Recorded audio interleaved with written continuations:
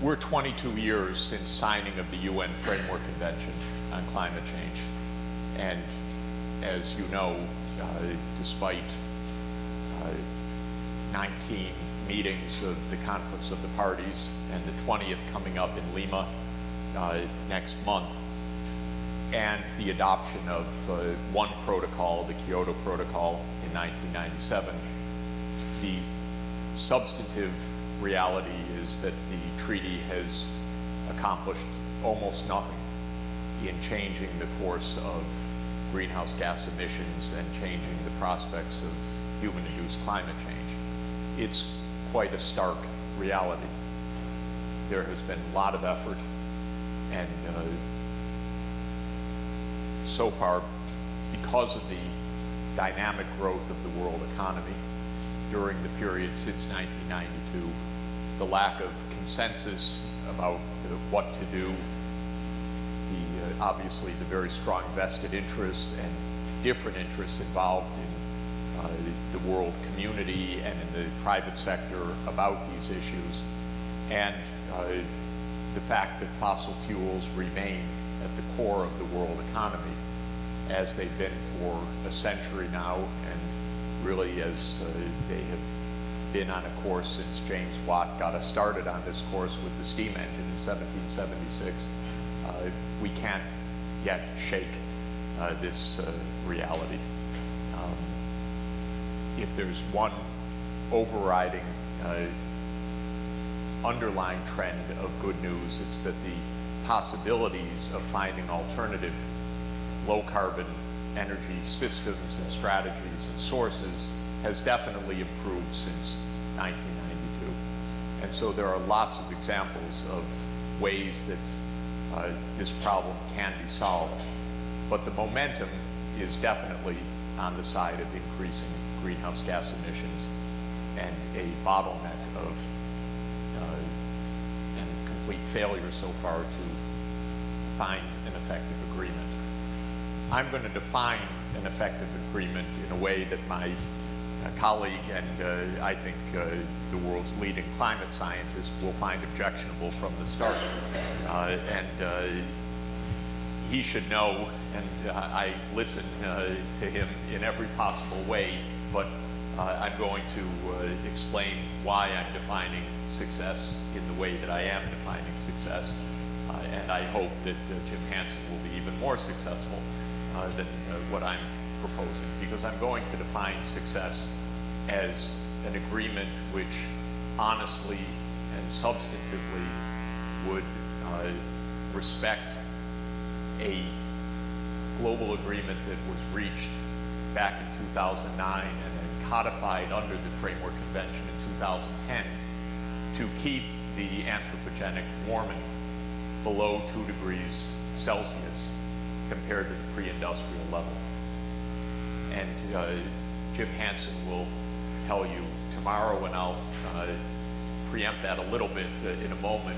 He'll say that's a reckless, even upper limit, but a reason to keep it is that it has been agreed and it's almost unachievable. And so there are reasons why I'm defining things this way. Not that it's necessarily the target that we would choose ab initio if we could. The substance of the issue is summarized by these famous reference concentration pathways of the IPCC, which are illustrative pathways of greenhouse gas emissions according to alternative scenarios and producing alternative outcomes based on an ensemble of climate models. So what's shown here is the historical experience up through 2011, I believe it is, in the dots to the left-hand side of the graph of the annual emissions, in this case of actually carbon dioxide, not CO2 equivalent, but CO2. And what's shown on the axis is actually carbon. So to get to carbon dioxide, multiply by 44/12, or 3.66. So if we're at about 10 billion tons of C emission right now, we're at about 36 billion tons per year of carbon dioxide emission. And since most of the discussion is not about C, but about CO2, I'll just go with the CO2 units. The essence of this curve is that from 1980 to now, CO2 emissions per year roughly doubled from about 5 gigatons to 10 gigatons in C, or roughly from about 18 billion tons of carbon dioxide to 36 billion tons of carbon dioxide. And the business as usual course, assuming that the world economy continues to grow and that fossil fuels continue to be the core of the world energy system, is shown by the upper red line. This is the RCP 8.5, so-called, but it's meant to be a business as usual scenario where climate change is not attended to and the energy system globally evolves with a growing world economy. You might ask a question immediately whether, and this was a proposition a few years ago, whether limits on fossil fuel availability would prevent such an upward curve. And I think the evidence is really quite strong that we're not going to choke off that curve by peak oil or by limits of fossil fuel availability. There's many times more CO2 embedded in even proved reserves than would be anywhere close to safe, and we can meet that rising red line of, which implies a massive development of new fossil fuels out of the resources that are already identified, even if they're not part of proved reserves. So the business as usual has roughly a tripling of emissions in the course of the 21st century. And if you integrate under that curve, basically to look at the cumulative amount of CO2 that would be emitted, and you combine it with some baseline assumptions about the other greenhouse gases not shown in this curve, the IPCC puts this curve as a 4 to 6 degree centigrade likely band. So this is a baseline scenario saying that 2 degrees C might be the target, but the actual baseline for this century is somewhere north of 4 degrees, and could well be with at least, as some people have estimated, with at least a 10% probability well above 6 degrees centigrade. Now, the middle curves are scenarios of partial mitigation.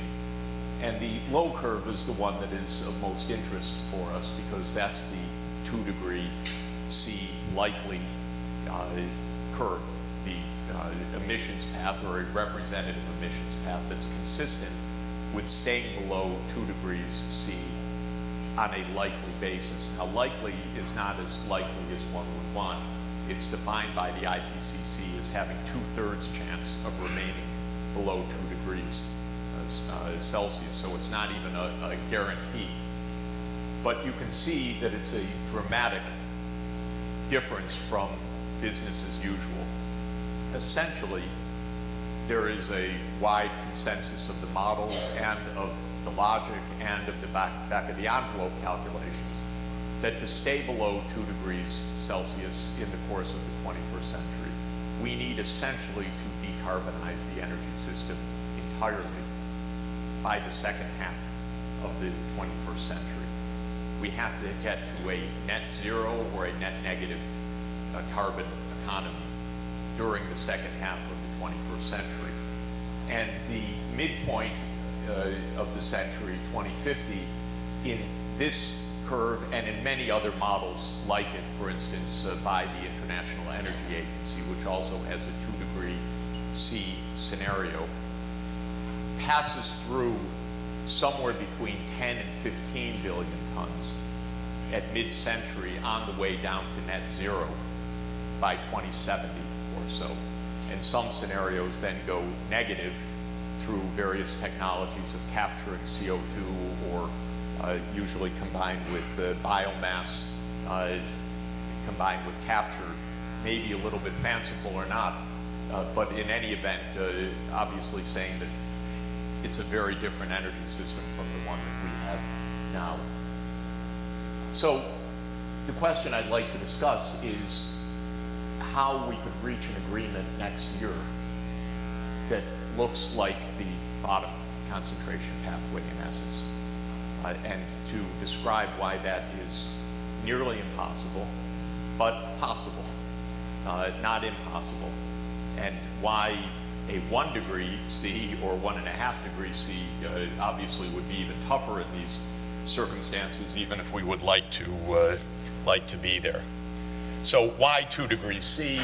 Well, there is not a global consensus on this by any means, and the first line is for Jim, not knowing you'd be sitting there, but to say that, as Professor Hansen will tell you tomorrow morning, 1 degree Celsius is enough, thank you.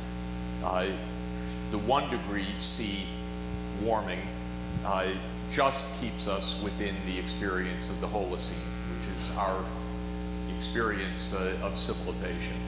If we go above 1 degree C, we're already outside of the entire human experience in terms of climate. And based on the paleoclimate record, above 1 degree C is very risky and seems to be consistent on some time scale between decades and centuries of a massive breaking up of the West Antarctic ice sheet and loss of massive amounts of the Greenland ice sheet, and therefore consistent with significant rise of sea level on the scale of meters, not centimeters.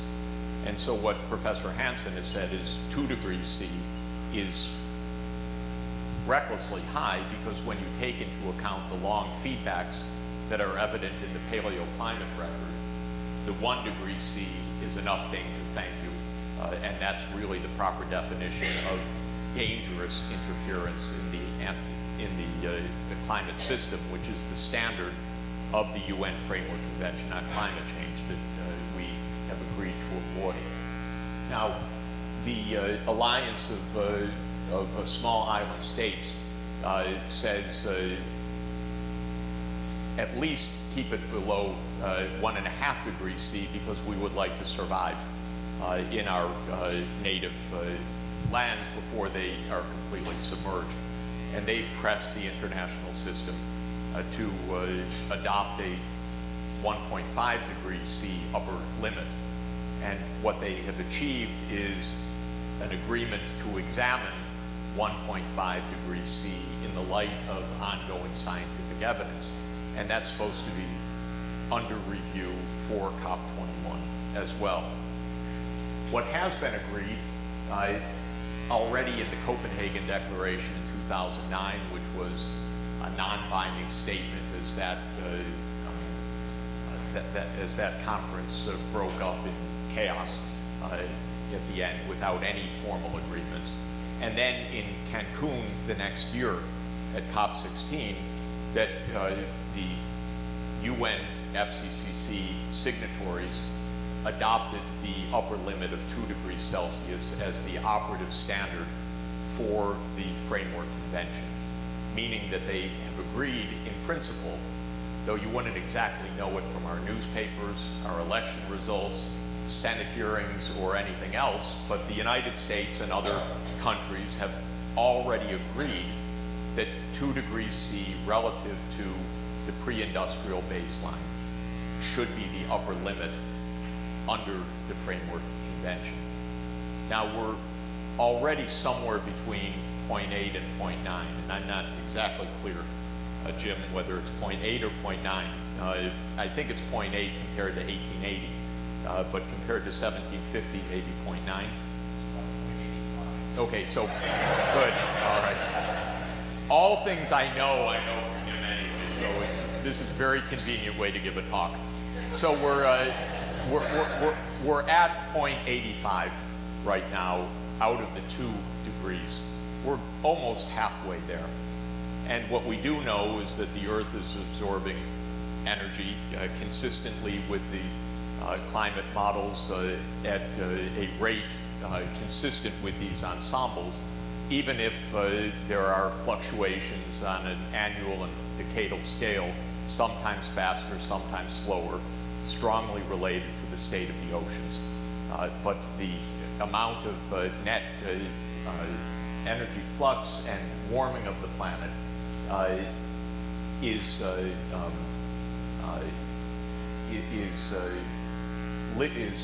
still consistent with those scenarios that I showed you earlier.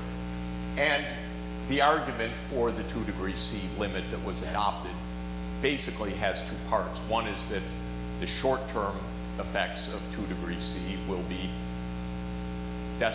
devastating enough. We're already in a world where we see in all parts of the world tremendous dislocations. Poor people are being hit in a quite devastating way in many places in the world, almost annually in large numbers. The estimates are many millions of people at a minimum dislocated by more extreme events, though it's hard to get exactly a count. But that the short term of 2 degrees C will be extraordinarily threatening to food supplies, disease transmission, ecological changes, extreme storms, and the other consequences that are known, and the fact that because of the longer term feedbacks and the possibility of other kinds of tipping points, 2 degrees C also marks a great danger in what it might mean for Earth dynamics, not only for human society dynamics to 2 degrees, but there could be there could be substantial positive feedbacks beyond 2 degrees that essentially push us into a vastly more dangerous area. Now, in recent months, there's also been a spate of articles that are saying, forget 2 degrees. It's too tough. We've already lost it. It's not practical. Some of this is published in Science and Nature recently, to my chagrin. When you have a global agreement on anything, to give it up lightly and say, well, it's awfully hard, I think is a huge mistake from a political point of view and a negotiating point of view. If 2 degrees C is not enough, abandoning 2 degrees C now, which implicitly, I would say, most observers do, and formally, as many are arguing, would be rather reckless. Winding it down to an even tougher standard, I would certainly sign up for that. But the real risk is not whether we're going to get better than 2 degrees, it's whether we're going to get an agreement anything like consistent with the 2 degree upper limit. The basic point that I will want to explain is my view that we will have an agreement next year, but it's very unlikely to be a 2 degree consistent agreement. There's lots of will for lots of reasons to sign a piece of paper next year. And I think this is quite likely, in fact. On the other hand, to sign an agreement that's a meaningful agreement is very, very difficult, because for all the reasons that many politicians want to sign an agreement, most of them don't want to sign a meaningful agreement, because that would add to the scrutiny and the short-term pressures that they would face, and they're happy enough for the photo opportunities. And the basic argument that they would give is it's better to get a foot in the door, get an agreement, and we'll build on it. But the likely truth is that if we get any kind of agreement next year, it will not be improved for at least a decade, because it will be contentious enough in reality, and the real argument will be, don't change this, we've just agreed, give it time to work, don't be so pessimistic. So my view is that the biggest dangers next year are not a breakup of the negotiations, but actually a lousy outcome that then precludes any serious tightening of these terms for at least a decade. Understand that the agreement to be reached next year shows the world community's usual sense of urgency, and that is that when Copenhagen broke down in 2009 and the Conference of the Parties met again the following year in Cancun, they pointed to 2015 as a good year for another agreement that could go into force by 2018 to start in 2020. So when we talk about an agreement in 2015, we're actually talking about a legal framework that aims to begin in 2020. If you think about the political dynamic of whatever is signed next year, meaning 3 years for ratification in parliaments and in our Congress and so forth during that period, and then another year and a half basically to beginning operation, and then the arguments to see how it will work. We're locking in 10 years of anything that we agree next year. Next year will be the maximum achievable outcome if there's an agreement. If there is no agreement, I don't know if there would be another attempt, actually, because this treaty is so fragile and multilateralism is so fragile, and there has been such weight now put first on Copenhagen as the place where the breakthrough would come, and then with a 6-year wait on next year's agreement, I think there's a very good chance that we would not revisit a COP22, but that the whole system would be seen as having broken down. So I want to be a little bit melodramatic to say that the real drama is next year and a good agreement, because we're going to have one shot at this, I believe. And I don't think we're going to be able to revisit this agreement afterwards. That's my own sense of the dynamics of this. So, this is damn hard to actually get there. And by most accounts of reasonable people who are not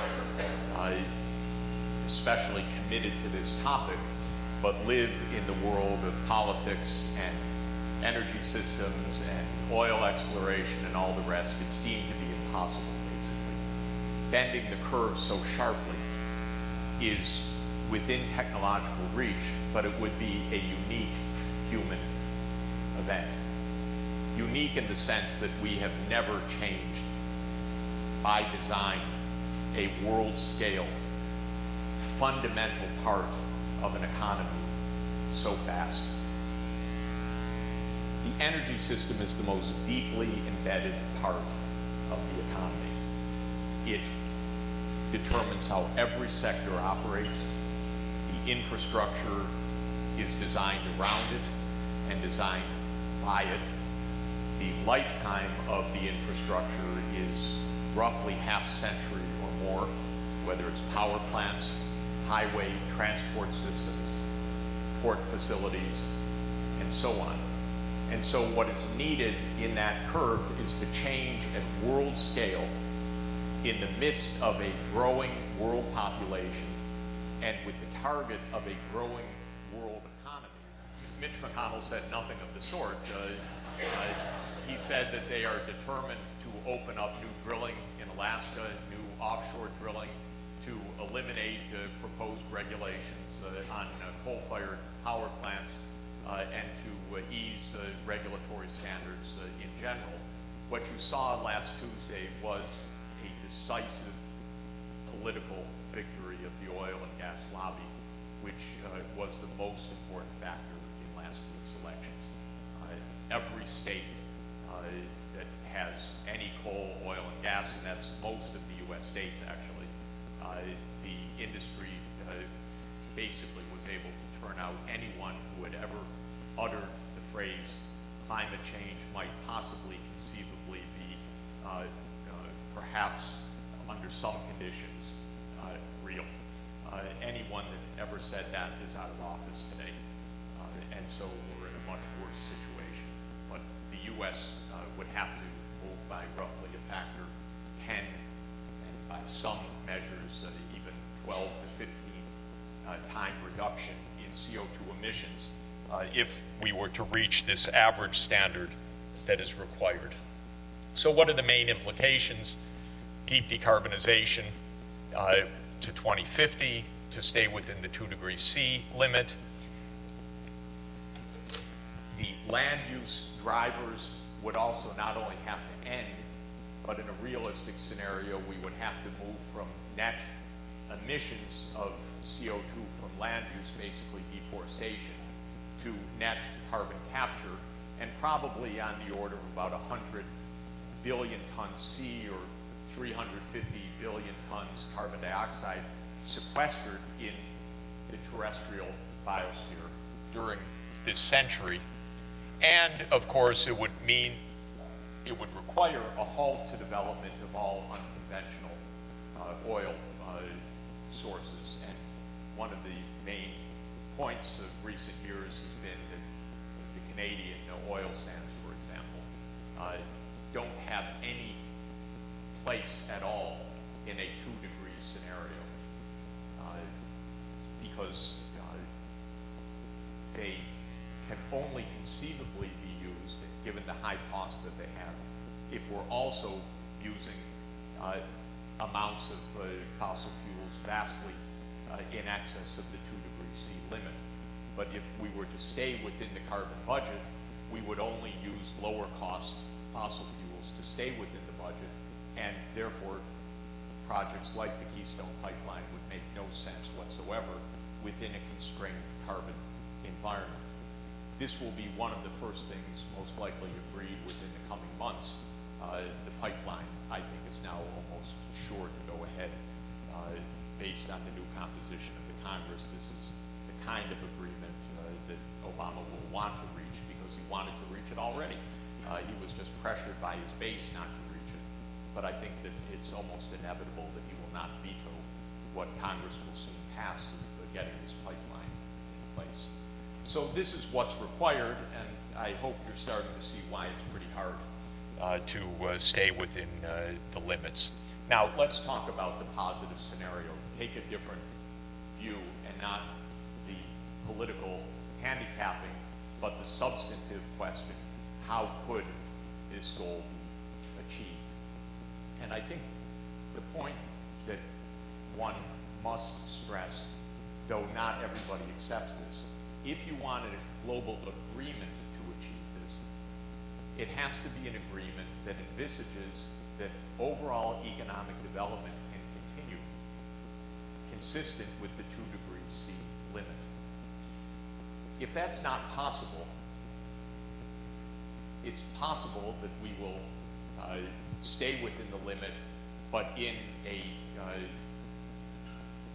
context of economic collapse or economic war. If we want a geopolitical framework for agreement, the poor and middle income countries rightly will insist that they will agree to nothing that doesn't constrain the high income countries in what is deemed to be a symmetrical and a fair way. And even if that's nothing more than we all converge on the same target level, which would be all countries meeting at something like the 1.3 tons per capita in 2050 and meeting at 0 by 2070, if that's not consistent with continued economic development in the 6/7 of the world in the low and the middle income countries, there will be no agreement on that at all. And so it behooves us, if we're going to find a way to an agreement, to show how it's possible that development and climate change mitigation can be combined. To my mind, this has been the biggest failure of the technical community and of our politics over the last 20 years. we've spent a tremendous amount of time debating legal questions of who should move, what's binding, what's verifiable, and so forth. Those are important questions, but they have consumed almost all of the negotiations. We've spent a tremendous amount of time about burden sharing, which makes sense, but we spend almost no time at the negotiating level about what to do and how the goals could actually be achieved. And because of that, in my opinion, we've also lost the politics. And this is a point where Professor Hansen and I don't see eye to eye exactly, because I don't believe that we're going to find our way to an agreement through coming up with the right policy agreement, whether it's a carbon tax or something else, as opposed to finding a way to have a shared vision of how a deep transformation in societies could actually be achieved, consistent with the development aspirations of the world. And what I mean by that is that I want us to look much more deeply and quickly at what it actually means to decarbonize an economy in the physical terms. What kind of life, institutions, infrastructure we would have in a low carbon world, and make the case, which I think is a strong case, that we would be better off with such a world than continuing with the status quo. In fact, it would be a very pleasant world in a lot of ways, with all of the co-benefits that have been widely noted for having cleaner air, cleaner water, and smarter systems and greater efficiencies in many ways. But until we focus not on the question of what tool we're going to use, and whether it's a tax or a permit, and whether it's burden sharing this way and that way, but how do you make the transformation? How do you bend the curve in a way which works for development? I don't think we're going to actually get much agreement. So what I've been advocating this past year, and in the last couple of years, is scenario building at the national level in as many places as possible to show how countries could actually reach a low carbon world consistent with their economic objectives. And all of these scenarios actually have the same features, and that's quite important. Nobody has discovered a magic way to do this. There are a few set parameters that are crucial to achieve decarbonization.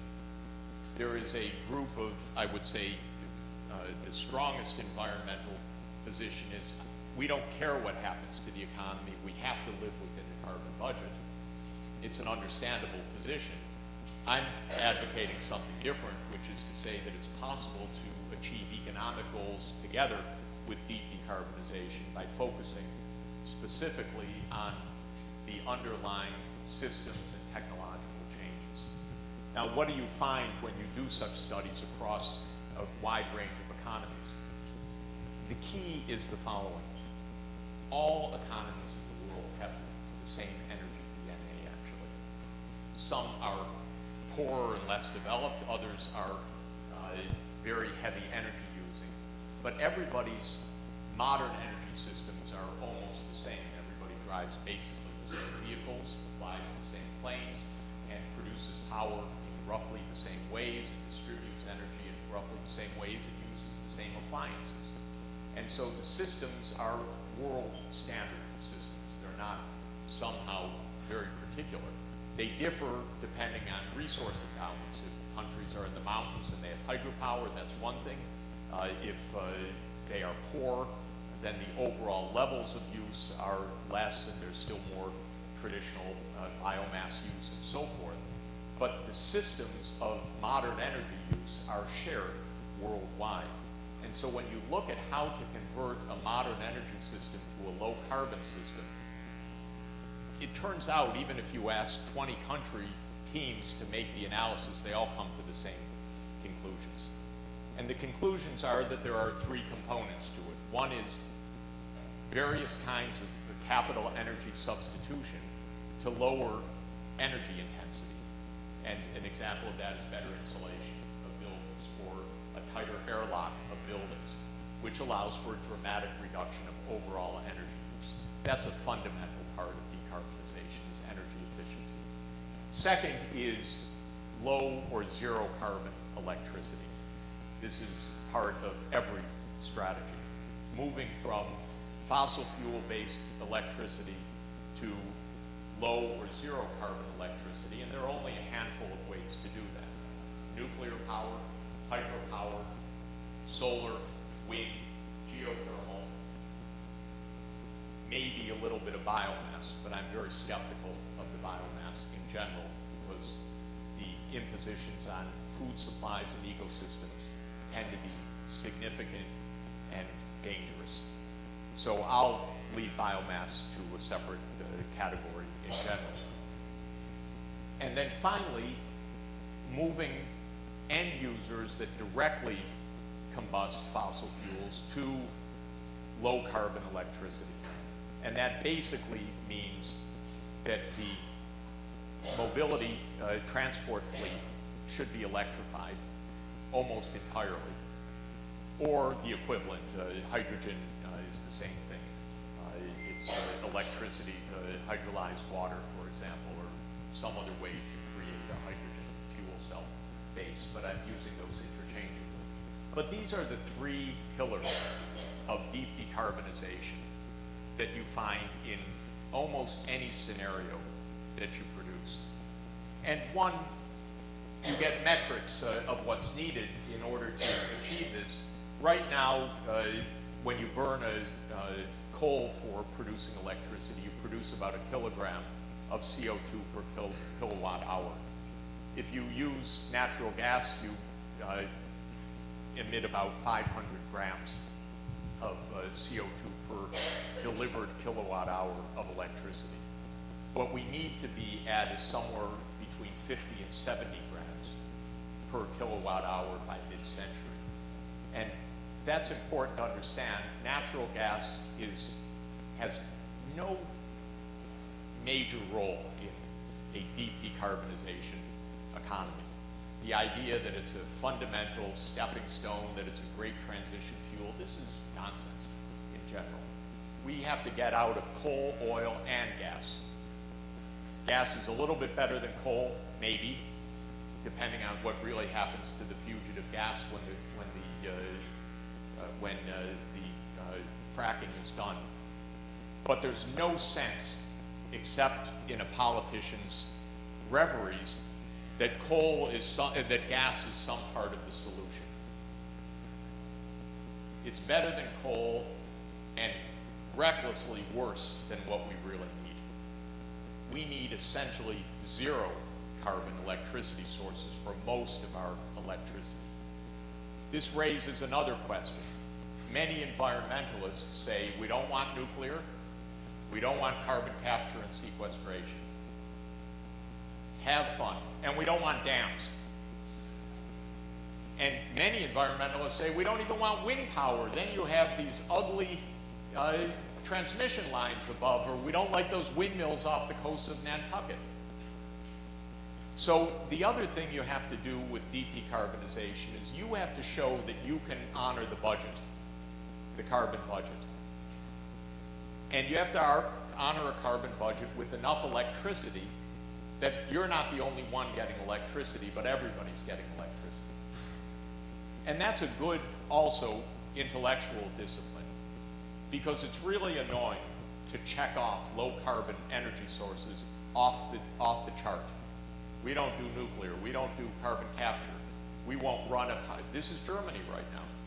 We want a zero carbon economy, that's great, but we don't even want power lines from the North Sea to Bavaria. And we're closing down our nuclear plants. And what's the real result of all of that? Import more US coal. So be very careful about the real list of things. Now, the good news is that this kind of transformation is feasible. In fact, the odd part of looking at it this way is that it's not even expensive. That's what's really odd about this whole issue.